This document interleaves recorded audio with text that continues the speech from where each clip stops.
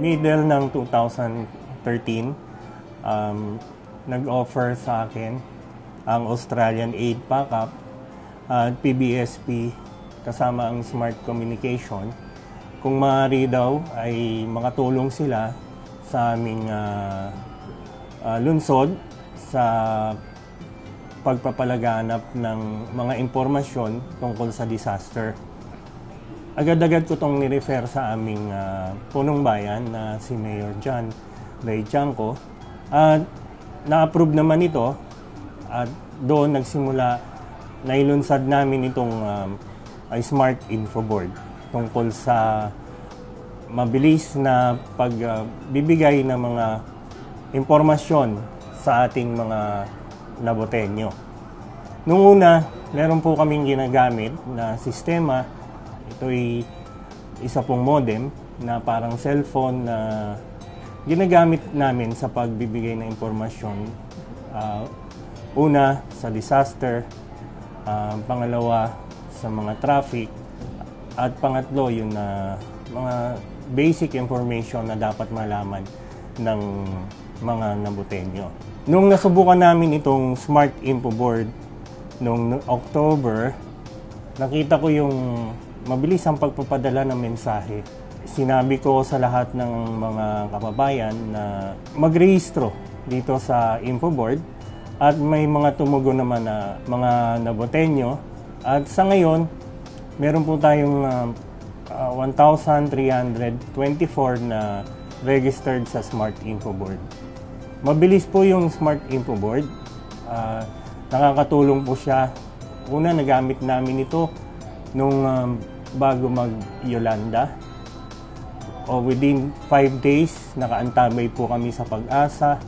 So, everyday po, nagbibigay kami ng mga impormasyon o mga advice sa aming constituents tungkol sa una, gaano kalakas tong bagyo, kung paano ang gagawin kung sakaling dumating sa atin ang bagyo.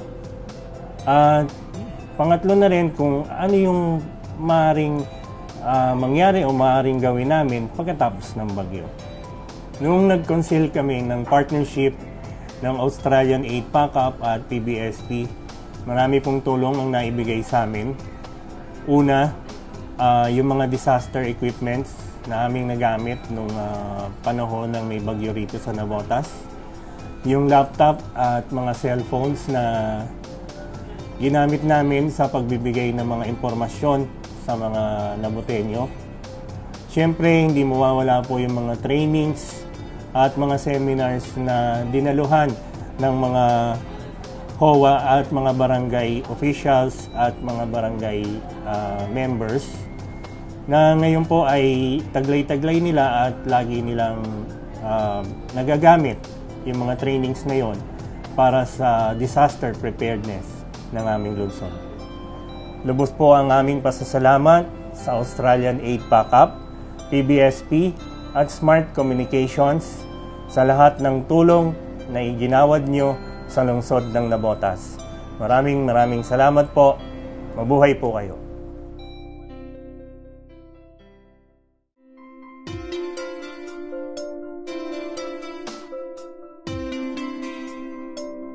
Dati kasi nung wala pa yung Smart Info Board, nagpapadala lang ng mga message through, meron kasi kaming radio.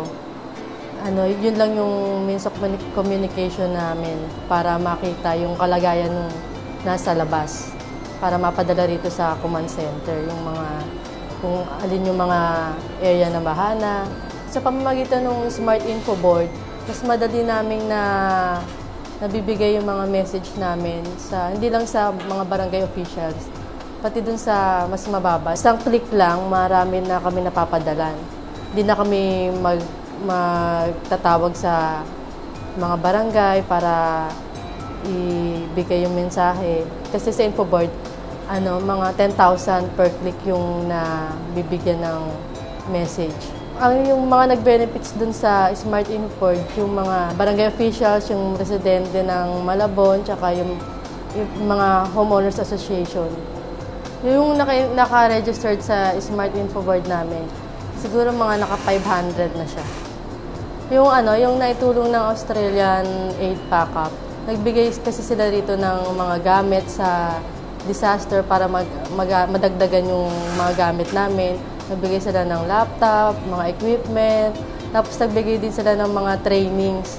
Malaki yung naitulong ng Infoboard para sa komunidad namin para maihanda sila sa mga darating na sakuna.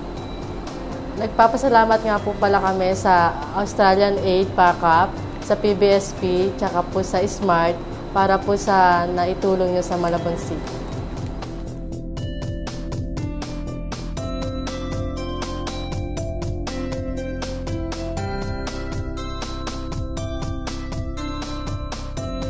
Nagagamit po namin yung impormasyon para maibigay sa aming mga kasamahan dito sa hobby yung mga babala na may mga darating na kalamidad para sila ay maging handa sa anumang mga darating na sakuna.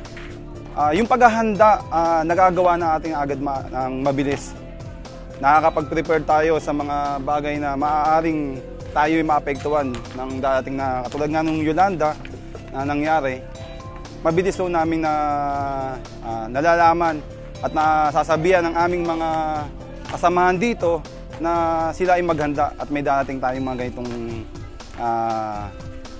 kalamidad o mga sakuna. Ang mga nabigay sa amin dito ay like yung kagaya nga ng sa pagpukol ng mga command center. Nabigyan kami ng communication, part ng communication namin, kailangan natin magkaroon ng cellphone, ng phone. Binigyan po kami ng phone para yun yung ginagamit namin para sa Infoboard ng local government para maipukol sa amin. At yung mga sumunod pa, yung mga training na ibinigay sa amin about doon sa mga disaster, sa paghahanda, sa mga preparedness, binigyan kami ng mga ganon. At yung kagaya pa ng mga ibang mga equipment na nandito sa aming multipurpose, yung mga meron kaming tinatawag na mga yung mga first basic needs dun sa mga kagamitan na ibinibigay po sa amin. Kagaya ng mga medical kit, yun, meron po kami nun. Kung sakasakali dumating nga yung mga disaster, meron kaming mga kagamitan dito sa aming multipurpose. Lubos po kami nagpapasalamat sa Australian Aid Pack-up at sa PBSP sa proyektong ipinagkaloob po sa amin na ito.